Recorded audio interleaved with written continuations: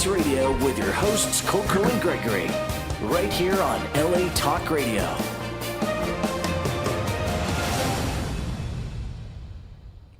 Hello everyone and welcome to Glam States Radio Show. Another Wednesday and we are here again, very excited. Today with me is, of course, CoCo Shelburne, as always. Well, hi. How have you been, Gregory? Hey, hi CoCo. And we have a very nice guest today. His name is Patrick Selway and he's our financial planner. He's going to talk, we're all going to chat today about financial planning and how to plan for our future, why real estate is important to include in everyone's portfolio, and of course, how to make and save money. Well, thank you very much, Gregory. And CoCo, it's a pleasure to be here, and I hope I can give your listeners some great advice. Of course. For sure you will. You've been greatly helpful in many of our different conversations and dialogues over the time we've known each other, and I know you have a lot of great information, and we're very excited that you were able to make it today and help out those people out there who are going to be considering what they're not only thinking about for real estate, but it's important to think about the big picture. And you're the big picture guy. Definitely. Well, the first thing I'd like to do is first apologize, because I'm going to talk about things that people don't like to talk about. One, it's not polite to talk about money. Hey, let's not talk about me, Yeah. okay? Oh, wait, that is true. People, yeah.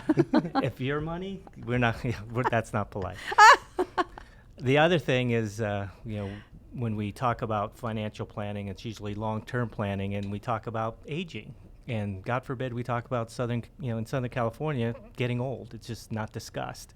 So you put those two together. Well, and if none of us are getting older, it's really the easier way to go. unfortunately, you can't keep our heads in the sand. So Can't avoid it. Yeah, I bring it up and make people feel uncomfortable. So I apologize for that. But you'll be you'll get a lot of good information from me. And hopefully there'll be some aha moments, and you can reach out and get some more information if you need it. Definitely. So Patrick, can you tell us, now we know, but can you share with everybody why it is you would be a great asset for people to chat with regard to how long you've been in the business? Tell us a little bit about your background so people are a little more familiar. Great. Because, you are going to be talking about their personal stuff, so we better find out a little bit more about you. Well, what's interesting is I didn't go to school to become a financial planner. I actually went here in California State University, Northridge, and got my first job experience with Procter & Gamble, with a big company, and learned their sales and marketing approach, but left them to go into computers for 13 years. I was in IT sales and consulting, and during that time, I made a lot of money. And I worked with folks that made a lot of money, but I was noticing that a lot of those people were still living paycheck to paycheck. Mm-hmm. So I got very interested. One, I grew up in a big family, and we didn't have money, and money wasn't discussed. So once I started making money, I got real interested in trying to hold on to it. And I ended up having some financial professionals. I had a stockbroker, an insurance agent, CPA, and I had aggressive financial goals, and I got very interested in it. And as I looked around the landscape, I noticed this general lack of financial literacy with just about everybody. And the deeper I looked into it, I saw that there's a great need for financial planning because there was a time when we had one job, we had a pension, Social Security, your home was paid for, and you lived happily ever after. Right. Nowadays, That's where we show up, happily ever after. yes. Nowadays, the average baby boomer, those are people that were born in 1946 to 64, they've had 10 jobs by the time they're 30. There's no pension. Their house is not going to be paid for. They probably had more than one marriage. So, it's on them to accumulate the assets to, prepare for a comfortable retirement. And believe me, we're just, no one's talking about it and doing it. And what's interesting is most people in my business, in the financial planning world, once you do all the licensing and education and all that stuff, they only want to work with a high net worth, the 1% to 3%ers. And what the firm I have, Retirement Benefits Consulting, we are working and focusing on the mass affluent. Those are people that, they're working, they're raising a family, they're sending the kids to college, they want to retire in comfort. there's a lot of those, the 97 percenters. Definitely. So those people really need help, and we'll get referred into the high net worth, but that's not our focus. Those aren't the places we need to be. And what's nice is a radio program like this hopefully can, filter the message out there, so people will, basically prioritize financial planning. Yay. For sure. That's what we're here for. Yeah, liberating the mind. The need is everybody's got it. I call it a latent need. It's right in the back of the mind. Everybody kind of goes, yeah, I should look into that. So, real estate, we call that an active need. When someone wants to buy real estate, they'll look for a realtor, and as a realtor, you want to make sure you're aware. So that's why you get all that marketing that you do and make sure your brand awareness. I could do the same thing, and no one still would would call me. So we have to educate and tickle that need, latent need, and make it active, so they actually go out and prioritize the need and sit down and find out how they're doing, how to get to the financial goals, and how to thrive and live abundantly. And one strategy, obviously, is to buy a home. Mm-hmm. And one of the things we teach our clients is you want to accumulate appreciating assets and not depreciating assets. So I'm going to do a quiz. Appreciating or depreciating? Right. Ready? Here we go. That nice car you drove in on, appreciating or depreciating? It is depreciating, Yes. unfortunately. But I do appreciate it. Yes. But I do It's appreciate appreciated, but it depreciates. Yes. So, and what's interesting? I especially appreciate it when I get to the stop sign, you got the light and enjoying the breeze. When and you see there's yourself that in the- handsome guy off to the right, I'm like, hey. Yeah, it's a very emotional depreciating asset. Right. And especially in this town, Southern California, people will buy very expensive cars, put them on 6 and 7 year mortgages, and they're really financing an asset that will not be worth much. Mm-hmm. So we teach people you want to accumulate assets that grow in value, and a home is one of those great assets. And also, it's almost a necessary asset because you have to live someplace, right? Mm-hmm. And, if you're paying rent, you're basically paying the landlord's mortgage payment for them.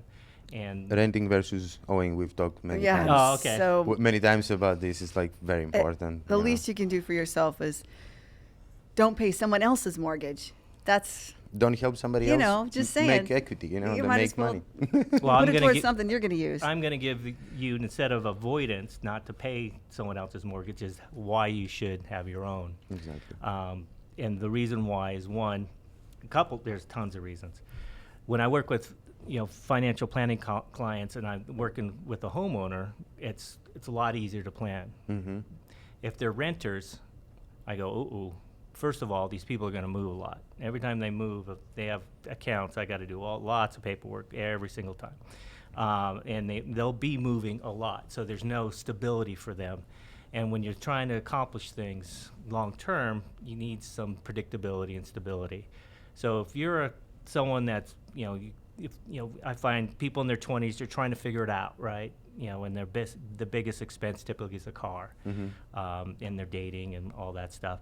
Once they're in their 30s, depending on their maturity level, they could be still trying to figure it out. But usually their careers, they start getting What was into that supposed to mean, huh?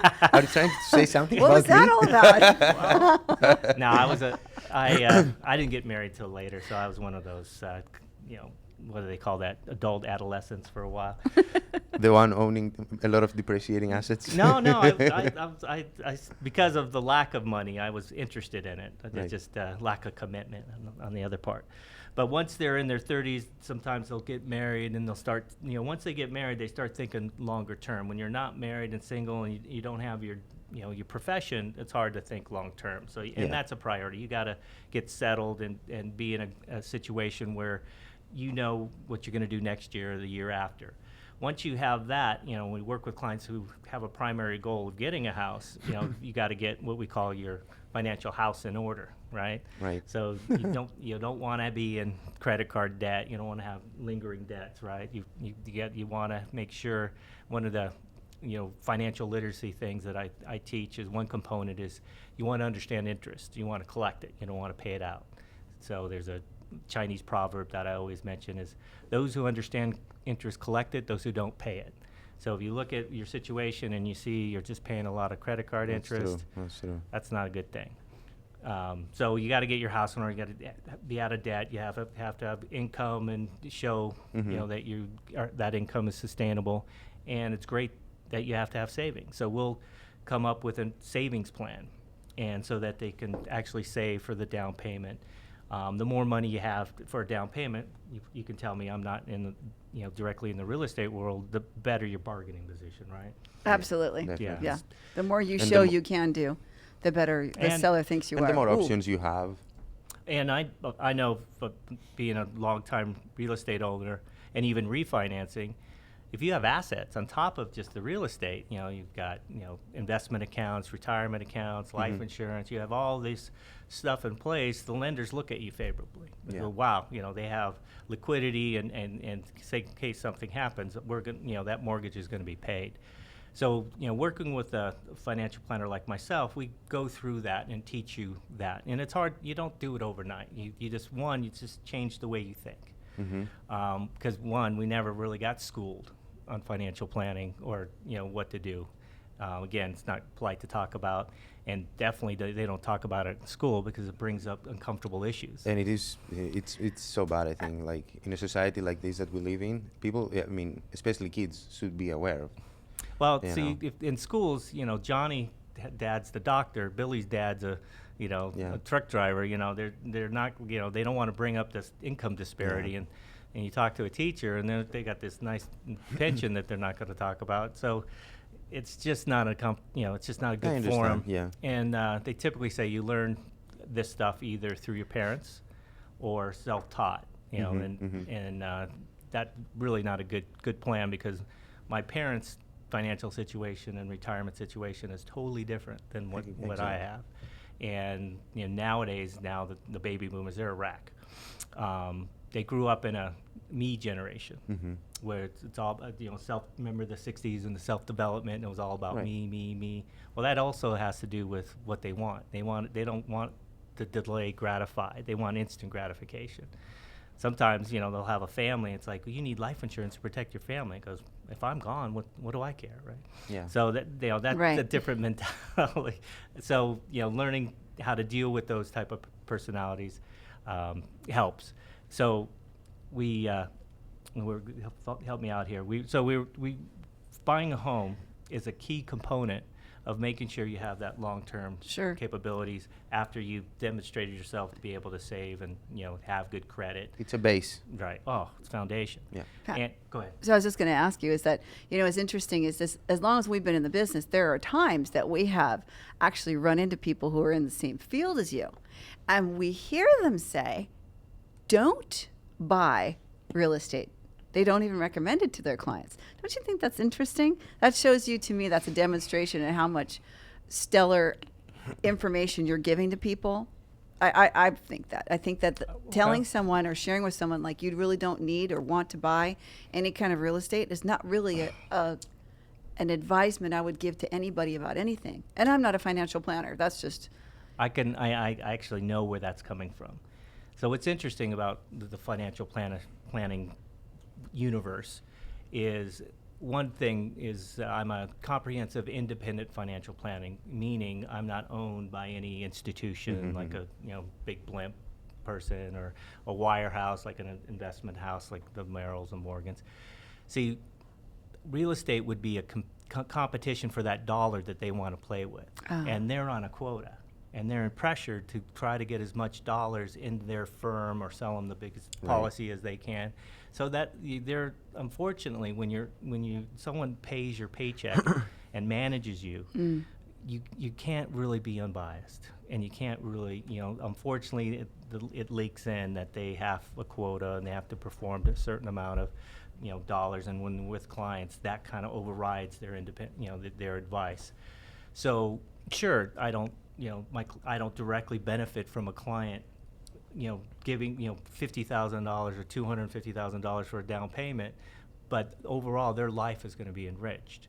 And when you look at the big picture, and when we do have clients, we have them for life during the phases where they're saving money, right about to retire, Right.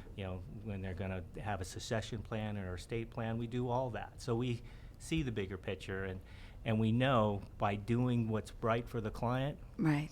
those clients will refer us to people they know and love and Definitely. that want this type of independent, unbiased type of advice. So they're not, giving, basically, if you can afford real estate, especially if primary for your primary residence, there's never a bad time to buy. Say, hey, but the market's up. So you're going to be there for Yeah, decades, that's and the the- market's going to go up, it's going to go down. It's still going to That's the other thing. appreciate. They're afraid of the market fluctuations, but overall, like as a long-term investment, I don't think that is, it's one of the most solid investments you can make. It's tangible. Yeah. It makes people feel good. And they can touch it. They can feel it. They can create memories. They can raise families. You get part of the community. Definitely. It's foundational. Yeah. So I always promote owning your primary residence. Sometimes people will go into buying additional real estate. They have a profession over here, and they want to do an avocation, another profession over here. And I tell them, look, that's another. That's another big responsibility. Do you have the time and wherewithal and education to be able to do that well? That's where people get hurt. Yeah. Especially when it was the time when they were giving anybody mortgages. People were, hey, I'm gonna do You had well. a pulse. Yeah. So, but no, that it would be silly not to do the primary resident. Here's a couple other reasons. So when you get into a house, it's always tough because you see this mortgage payment that's more than your rent. And it's like, wow, that's a lot more money. But what happens if you get a fixed year, 30-year term mortgage, your payments stay the same. Guess what? But throughout time, your income's going to raise. You're most making likely. more money. One, Yeah. cost of living increases, merit increases. And what happens is your discretionary income starts to expand. And that's why I'm able to do more with those clients, because their housing expense doesn't always rise like rent. In rent, Exactly. your That's what I rent's was Stay gonna close say. to the mic so everyone can hear Oh, what you're sorry. saying about that. That was a really important thing. Sorry. That's exactly what I was going to say. Like, versus if you're renting, Right. the rent always is going up. And then when people retire and they're renting, that's a big challenge, because one, you have to have your income continue to rise. You're not making anymore, so your Yes. investments have to rise, and you're putting additional strain on it. And to have your housing costs continue to rise while you're not working anymore is very stressful. And it's nice to have a predictable outcome to retire to. So, but you have to those decisions are done decades prior. So when you're young and you buy a home, the benefits are, again, another delayed gratification. So people have to be, educated about the benefits and make the sacrifices early on. Okay, so you don't get to go clubbing every night. You Yeah. have to save some of your money. But once you're in that property and Well, you can always use part of your home as that club now. oh, there you go. Put the right system in, the right setup. Well, Yeah, you throw home entertainment, Let throw me- barbecues. Let me interrupt you right here. Just for those who are listening or watching us, our phone number, if they want to ask us a question or ask Patrick a question, is 818-570-5085. And you can also write us on our wall on Facebook, find us on what's it Twitter. called again? Glam Estates, CoCo. Oh. Glamestates.com is our checking. website. And Where can they find you, Patrick? Yes. Okay, I have an office in Burbank, California, on Glen Oaks and Providencia. That's a Union Bank building there. It's 601 South Glen Oaks, Suite 405. That's Burbank, California, and number's 818-668-8444. I have 20 people that work for our firm, and they're all independent financial planners. I'm also a planner, but I'm also executive director of consulting and a principal owner of the firm. So I'm highly invested, and I'll say. yeah, this is something I've always been passionate about. Once I made the decision to go into financial planning, it was elegant. It was an elegant transition because it just made sense. And one of the things we do is, this is the first time I've been on a radio program, but I've done lots of educational workshops. Yeah, Patrick my is, the, first. Hey. Patrick is the person to go to, for anyone who's seeking financial advice, planning and all that, retirement and all that. And there's also an interesting cash flow consideration, and I'll speak slowly about this one. Some people don't get it. Hey, stop talking about me. I'm right here. So one of the benefits, there's you're not only owning the home, but you're financing the home, and it's debt, but we call it preferred debt because you get a tax benefit. The government tries to incent home ownership because there's big benefits to it. One, you become part of the community. People with homes raise families, and they're more connected, and it's good for society. But that tax benefit reduces your taxable income. So ironically, just earlier this week, I met with a new homeowner. Mm-hmm. They're moving into their home, and their tax situation is going to change dramatically. So, when we do a financial consultation, we'll look at taxes, paychecks. So he's a W-2 employee, and so they withhold with taxes. So they withhold like $27,000 for the year, and he had to pay $25,000. So he had a $2,000 refund. Okay. So yeah, pretty good.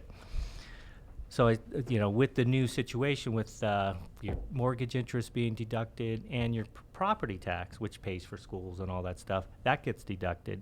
Same amount of money, except he's only has to pay $17,000. So he's got over $9,000 of additional. If he just didn't change anything, he'd get a $9,600 refund. Well, that's tremendous. Well, I don't like seeing someone getting a check for $9,600 thinking it's, hey, let's blow this. Yeah. So they can just change the exemptions on their paycheck. I was just having a personal thought about it. Yeah. Me too. I was like, yeah. Let's go on a trip. But I was like, ding, ding, I know where I'm going. but see, the problem with that is you withheld all this extra money. Did the government pay you interest on that money? No. No. Not a chance. And you had to fill out paperwork just to get it back. It was your money. Uh-huh. They just withheld it and sent it to the government, and you have to plead with them to get it back. All you have to do is change the exemptions, and he was able to get $840 extra a month in his paycheck, meaning, and then at the end of the year he got a $1,400 refund. So that allows him, one, to afford the house better, but also allows him to start saving monthly a little additional income for, the remodel or the trip or the retirement plan. So that's, so that actually creates money that he would normally be paying to the government. And I hope the government's not listening. But if that's okay with you, if that's okay with you, that I would recommend that. So, so you're now financing an appreciating asset. You have more net money per month. That's, prudent way to go. So that's a huge benefit for, I couldn't imagine not having, that type of, tax benefit. When I bought my first house, I was in 1992, and I needed a tax write-off because I was a W-2 person, and I was highly compensated, and that was the only tax write-off available to me. And I'm glad I did because, many years later, got married, raising a family in that same home. So I'm a user of the home ownership philosophy. Wow, that's great. My gosh. No, that's something that we try to do as well. When we have worked with a client, we also include with that a referral to, financial services. That's something that we like to make sure everyone is planning for. And especially we have people in every stage. That we have many times had a conversation with clients and friends where they say, oh, no, I'm only 25. I'm not going to think about it right now. Or, I'm only 36. Or I'm 59, it's too late. We've had all these different dialogues, and I'm sure you can tell us better than I could. Great examples of when to start and why it's important. And is it ever too late? That's my first question. Okay. Is it ever too late? I'll answer the too late question, but I'm going to also answer the, is it too early? And I'm trying to I have a 9-year-old, figure out when is the time to really teach her these things. Essentially, when someone starts making money is when you need to teach them about cash flow, and budgeting. It's not, you need to know where your money goes. Most, there's people that go in, as long as I have money in my checking account, I can write a check, right? Not only that, but this is something that occurred to me when I got my first job. I made X, and in my mind I made X, and I spent X. But that's the gross. That's not your net. Yes. So there's a gap between the gross and the net, and when that happened, and in a year I was in debt. It's like, whoa, how did that happen? So I had to have a little talk to myself and said, this is not right. not only you have to look at what you made, but then the first thing you do after you see that, you take 15 to 20% off the table to pay yourself, save it. Okay, so for easy math, let's say you made $1,000.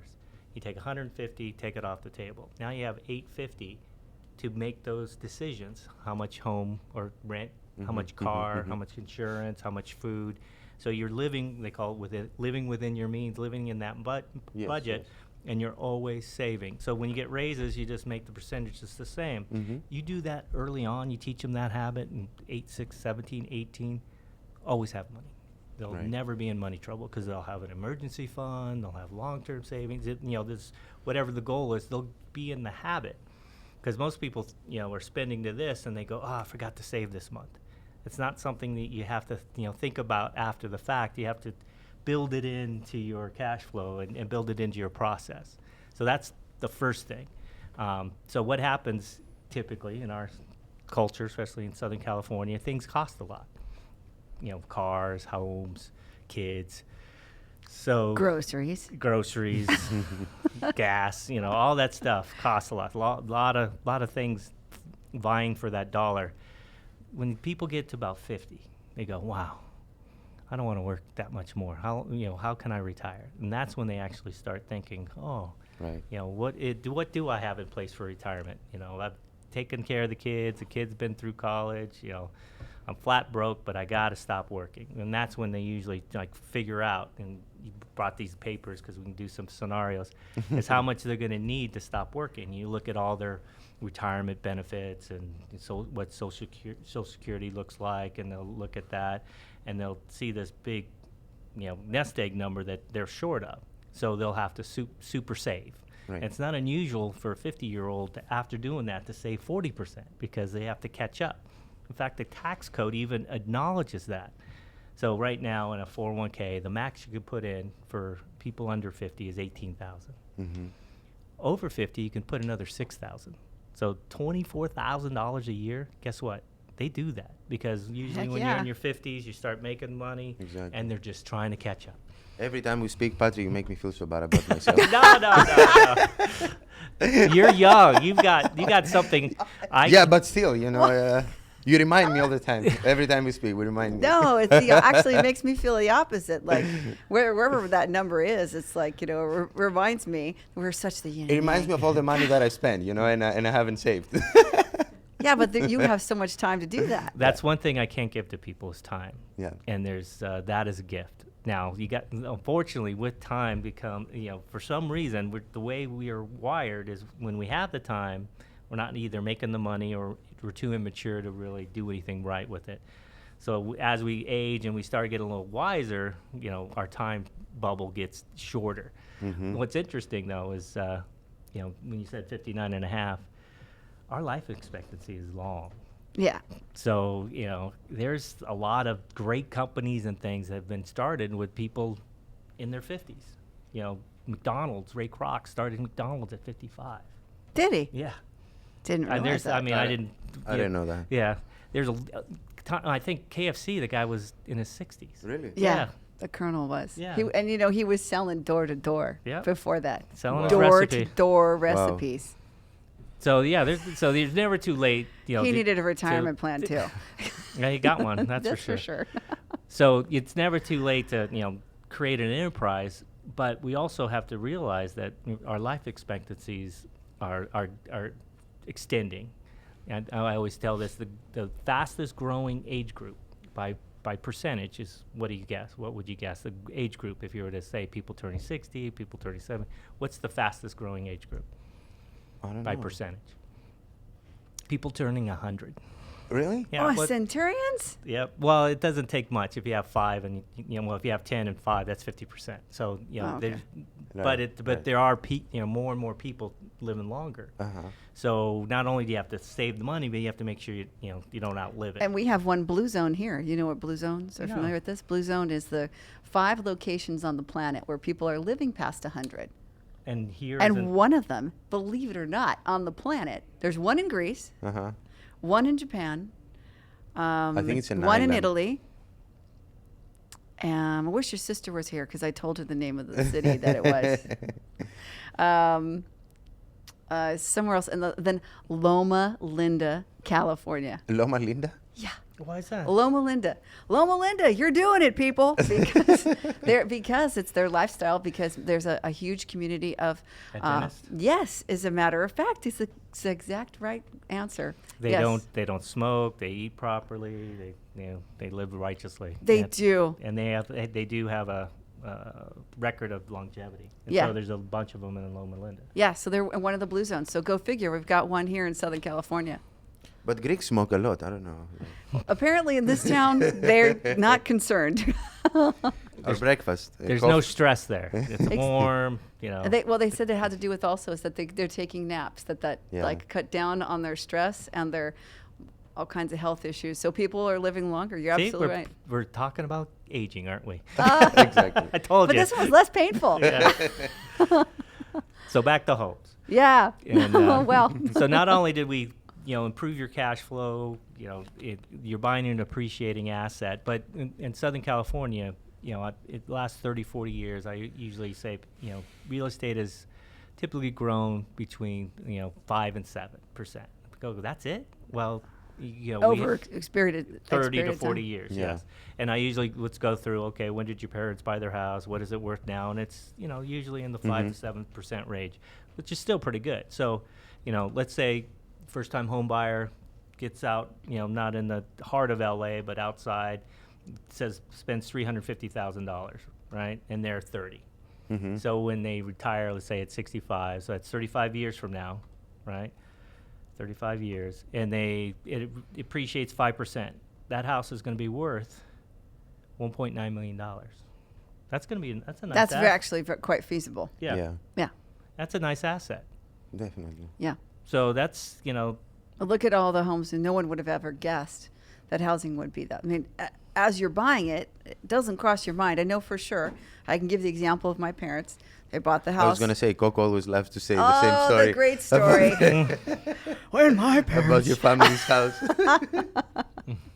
They were buying it for $18,000 when they had the big discussion of whether or not they wanted the 6 kids to have a place to swim. So they put in a pool. So they bought it and financed at $21,000. Anyway, that was 1971. Because they hadn't considered me coming in the picture at that point. So I guess it was 5 kids at that point. So anyway, 4 kids. Well, I just did my numbers. I bought my house in 1992 for $230,000. It's now worth $700,000 in the Glendale foothills area, and it's 23 years, and that's 4.9, just a tad under 5%, and that's through big peaks, valleys. It's just Over time, yeah. Over time, it's a predictable growth, and you don't have to worry about timing the market just right. No, you don't. You'll ride it out and it'll grow over time. And the same with investments and stuff. Because we do long-term planning, we're not trading. We're not trying to time the market. I got one phone call over this last. I don't know if you guys realize we had Yes. a correction, and there. That actually, it's more like what happened in 1987 versus 2008. Nothing fundamentally is wrong with our economy. People are kind of concerned with Greece. I mean, not Greece. Well, Greece is. Well, there's the Greece. Actually, the people in the know, Greece is like 247th largest world economy, something like that. You know what California is? 7th. I knew it was the top 10, but So, Yeah. it's a real small part of really. We're getting there. Yeah. One step at a time. So your audience know you're Greek, right? Yes. Okay. I've told anyone. They know. yeah, we have a whole discussion about financial advising for the Greek government. That's a different story altogether. So, so nothing's fundamentally wrong. So they do a correction, and that's what we're having. And, everybody's fine with that. In fact, when the market goes down and they're buying, they're just accumulating low. So, but it's a long term, and no one's panicking because, they're not retiring for a decade or 2 or 3, depending on their age. Absolutely. And I was going to ask you as well, when you're looking at having conversations with your clients, do you have, what's like the youngest account you have going on? I have just turned 1. The child just turned 1? Yeah. Very Okay. smart child. Yeah. Well, What an open-minded kid. I can tell already. I've got a couple clients who give 529s is bridal gifts for newborns and stuff like that. Tell our audience more about what a 529 is. Okay, so 529 is anything with a number, like 529, 401k, 403b, 457. Those are paragraphs in our tax code, and it basically gives you some kind of tax favored treatment in the money that's in that plan, and there's rules attached. So actually the 529C is actually a municipal tax. I mean, it's a state tax, so they're authorized through individual states, and there's a whole litany of available accounts. In California, basically when you open it at 529, it could be from any state. The money that goes in there never gets taxed as long as it's used for secondary college related expenses, room, boarding, books, and you can put a lot of money in it, up to like $330,000. So I call those great grandparent accounts, because if you've got grandparents or that have an estate that's going to be taxed, they can spend down and gift it, and in one transaction each grandparent can put in 60 grand, so 120 grand into the college fund. And what's nice is they can own it and the child's the beneficiary. So it's never officially the child's money, but it's going to be used for their behalf. And if that child doesn't go to college, you can change the beneficiary, and they could be the beneficiary. So it's a nice, it's a nice way to, nice incentive, so you don't, are growing money that's not going to be taxed. So, we typically, most people would say, okay, there's lots of ways to pay for college. We want to make sure you have retirement handled, and then we'll take care of the college, because you can get grants, loans, whatnot, scholarships, whatnot. But people are very emotional on newborns, and they really want to do something. So instead of buying them a toy that they'll throw away in a month, they can open up a college account and then just let the family know, hey, she's got a college account, and instead of the latest toy that's going to break, you could just put some money into this. The best gift. Yeah. And how much is the smallest amount you can put in there? It's $25. Wow. Once you open the account, yeah. That's great. Wow. Okay. So when you're, let's say we send you someone. Let's just say someone is connected with you, and they're 35 years old, and they're, they have no retirement in their future, or certainly have never thought about it in their past, and they come to you. What would be an example of how we would help them understand a number they could keep in mind they need to have in assets? It's like my favorite calculated game. Right. Do it again, Patrick. Go ahead. Well, we take them through a consultation. And this is fun, you guys. It's great. And it's special methodology, okay? So we look at where they are today, what they have, what their cash flow, income, and expenses. And we discuss, obviously, financial goals, because everything we do is about getting what you want. And, sometimes they might not know what their goals are. So, I pull it out of them. If they don't have a house, do you want a house? Well, I thought about it, but I don't see the reason why. Well, then that's an educational opportunity, isn't it? And then they go, wow, yeah, I definitely want to do that. I like to travel. Well, how do you travel? Well, I go someplace, put it on a credit card, and then I'm paying it off for the next 12 months. And you go, how would you like to save before that, so you'll have money and you won't have this, so when you do the credit card bill, you just pay it off, and you're not in debt. So let's get in front of it. Let's be proactive. So we go through all their goals. And then one goal that everybody has that they don't think about, especially when they're young, and it's retirement. They don't even know what that word is, so I just call it financial independence. Wouldn't it be nice to be in a situation where you could do anything you want, right? And that's financial independence. That's what I'm waiting. We're all That's what I'm waiting. listening. We're all listening, holding our breath. So it's hard to imagine, okay, well, how much money do you need? Well, instead of guessing what, if they're making X, what Y would be like, I said, okay, what if we recreated what you're making now? And when they're young, they realize, look, even now I'm not, dining every night, traveling the world, let's say I'm 35 years old, right? Are they married? Sure. Yes. Okay. So 35, yeah. 35 You years. answer the next question. You pick one. Okay. And if they're married, typically, let's say he's making 6,000, she's making 4, or vice versa. Then, Okay. there's no one makes more than the other. Actually, it's interesting nowadays. there used to be a time when men made money and the women spent it, and she had the spending problem. He was trying to save it. Do you see the opposite now? Well, now it's men buy bigger stuff. They buy toys and Sea-Doos. Now, is Sea-Doo, is that an appreciating asset or depreciating asset? Depreciating. In fact, you see, I don't even appreciate those. Right. So there's no method. It goes both ways. She'll be the saver and money maker, and he would be the spender. They both be savers. It's a wild world out there. Right. And what's interesting is, the biggest stress in many relationships, the most frequent cause of divorce is finances. Mm-hmm. They just that causes a lot of stress and. In every relationship. Yep. This one thing that when we do with couples is I spend a lot of time making sure they're both on the same page. So if you have a couple that are on the same page, they know where they're going, and we put a plan to get there, and you eliminate that stressor, they can thrive. And I've had many clients, that over the years, even the first clients I had that were okay, they started their first job, we got them on an accumulation plan. But what ends up happening, and I don't know if this is scientific or not, but there's no negative energy towards that money anymore. In fact, they're happy about it. They get statements, their accounts are growing, they're contributing, and all of a sudden they feel good about it, and good things start happening about money. They start earning more money. They get promotions. Law of attraction.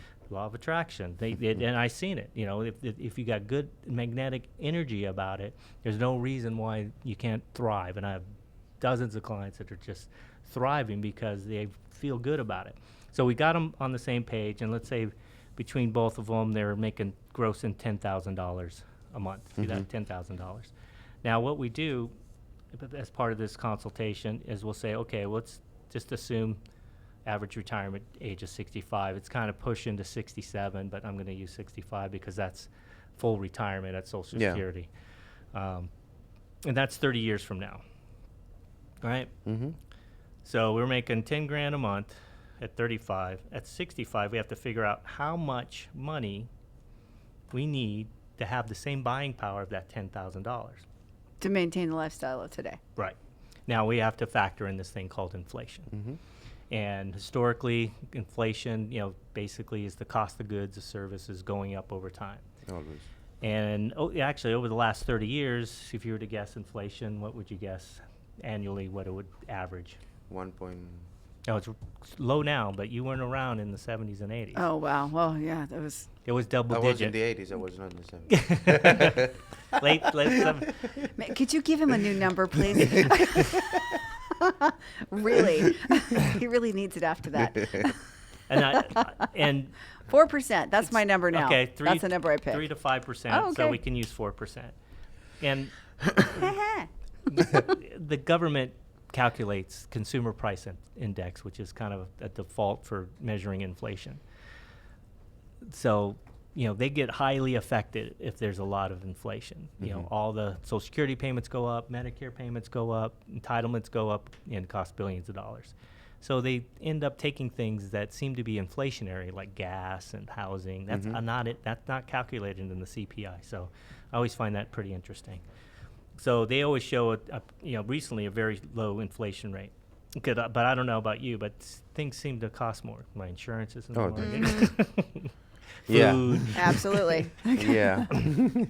So the question is, if we're going to use 4% inflation for the next 30 years, how much more money will we need to make to be able to buy the same goods and services? 2 times, 3 times?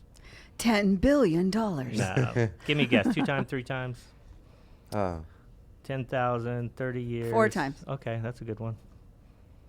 4%. If it's 4%, 4 times. Scientific? It's 32,433. So it's just over 3 times. Right. And some people just say, that's crazy. No way. $32,000 a month just to be able to buy the goods and service that I make today at 10. That's how life is going to be in 30 years from now. And no one could predict the past, so. Predict the future. Well, I mean now, but I mean, I was saying like nobody thought about that 30 years ago, what the number would be like today. All right, 30 Never years crossed ago. their mind it could be correct. Wow, a burger is going to cost $15 to $20. Well, Yeah, you guys are going actually. to make more money if you're 30 years from now. that $350,000 house is going to be 1.9 million. Right. And that's just going to be a starter home. Yeah. Oof. So anyway, Everybody needs to get educated. This is what we need to help them with, for sure. Yeah. so one of the examples I use is, 30 years ago, if you bought a stamp, it'd be 6 cents. So if you had $1, that's 16 stamps and 4 cents left over. Mm-hmm. That same dollar, how many stamps can you buy? Today, Two. 2. So that's 8 times more. So 3 times is not asking that much. Now, the 32,000, where are you going to get that money from? Where? From your The car. Well, don't forget we have Cash out the car. we have Social Just kidding. Security, right? That's not any close to 32,000. So you have to, if you have a pension or savings. So Investments. if you're 35 right now, we kind of tell people, well, if Social Security's there, you can Mhm. pay your cable bill. But we're not going to plan that it's going to be there because there's a lot of stress on it. A lot of people, there's like, I don't know, for every retiree, there used to be like 30 people supporting them, and now it's like 3 to 1. The numbers are really getting difficult.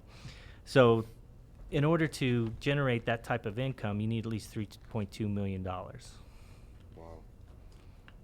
You need to be a millionaire. And, for someone that's, they're making 10 grand a month to go, what? The good thing is they have 30 years. So we usually start a simple savings plan, and a vehicle that I like a lot for young couples, the 10 grand a month they qualify for is like a Roth IRA. Yeah. And this will feed into your real estate need. Is with the Roth IRA, they put after-tax money in, it grows tax-free, and you pull it out tax-free. It's a retirement plan meant to be 59 and a half for a 35-year-old to go, ooh, that's not fun. Mhm. However, you can tap into it for down payment on your first-time home and for college expenses. Penalty-free, tax-free. Right. So that allows people an incentive to save, not for their home, and we'd also put some additional money on the side if they were in a hurry. But it serves many purposes, and it also gets them to start saving something. And it's usually kind of the first thing they start, and then if they can fit that in, then we'll look at other items of need that they might have if they have kids and whatnot. Wow. There's things that they need to protect them. So basically, everybody needs to know. So this couple, their number is $3.2 million. I'm 53 and my number is 3.5. So that's a lot of money. But you know what? I'm in the business. I'm tracking it. And the big thing about It doesn't mean you have to have a 3.5 million available at this moment. No, It means no. you're investing it into something that's going to generate that for you as Right. you're going. Wow, things- that's really helpful. Appreciating assets, right? So, are they going to do this into the bank? I don't think so. I feel like I have to start running. I know, right? Like, hurry. So we only have a couple of minutes Oh left. wow, this time's It's flying. exactly. It's I like know, Sorry, exactly. I saw the clock and, and I thought it was Exactly, like we were like only 15 minutes in. No. All right, I'll let you guys direct it from here. You should definitely be back again, Patrick. Yeah, we Thank look. you for Well, your if you have information. people that have questions and they feel like they can't get ahead, there's definitely strategies to look where the Right. money's going. A lot of times we find money, like found $800 a month for the home buyer just by changing some withholdings because of their tax situation changed. And that's a lot of times in the mass affluent, it's tough. So we have to create ways of saving money, and sometimes you might be spending too much on homeowners insurance or Right. Oh, car yeah. insurance, or For sure. we know how much those things cost, and if it's way out of line, it's like let's shop it, and the difference will just save. Right. So Wow. I like Patrick because he has the same mindset as ours. He likes to help people achieve their goals, and he likes to educate people as well. that's basically my charter. We once we find the number, we roll up our sleeves and say, okay, how do we get from here to here? And let's look at ways of doing that without killing your lifestyle. If I can, get them savings without changing what they're doing, that's a win-win for everybody. Yeah. And not plugging them into a particular product versus Oh no. you have such a diversified accounts you have available that people can get into just about everything. Yeah, I and really appreciate that. and once we have a client that goes through this and we ask, look, we spend a lot of time educating our clients and working with them. We don't have a lot of time to just market for clients, and we don't cold call or anything. So if you know people that we can work with, referrals are huge for us because we're a high trust business in a low trust industry. No one trusts financial services. But in order for me to do my job, I need you to trust me because you're going to disclose all your information, your income, your taxes, your investments, your debt, everything. So that's a high trust situation. We're in the same boat. We're in an industry where there's low trust, but you have to trust us a lot in order to move forward. We've been very fortunate and very blessed that we can work with people who have a similar mindset, and it's not easy for us to open the door to just about everybody that we would say, hey, you can speak with this gentleman, you can speak with this lady. It's not easy because people don't always stay on track, but we can say that about you, Patrick. We really appreciate you coming through here today and sharing with us a little bit more with our audience about what they can expect and not to be afraid. And we appreciate that you're open your door for this kind of an educational dialogue because so many people just don't know, it's that close. And it's so nice to know that there's hope for everybody. Oh, yeah. Even us. So, Even us. Just kidding. So everyone plan ahead and Yeah. call Patrick. Appreciating assets. Look That's at, right. when Appreciating. we're about to buy something, you ask yourself, will this grow in value? Is that 60-inch TV going to grow in value? Probably not. Right. Again, something I appreciate, but still. In 6 months, it's going to be the new model, and that one is going to worth half. That's exactly what happens. That's right. Fantastic. Thank you, Patrick, and thank you all so for much, tuning everybody. in. Until our next one, glam it up, baby. Do-do-do-do. Wow. That was fun. God, that went fast. You're listening to Glam Estates Radio with your hosts, CoCo and Gregory, right here on LA Talk Radio.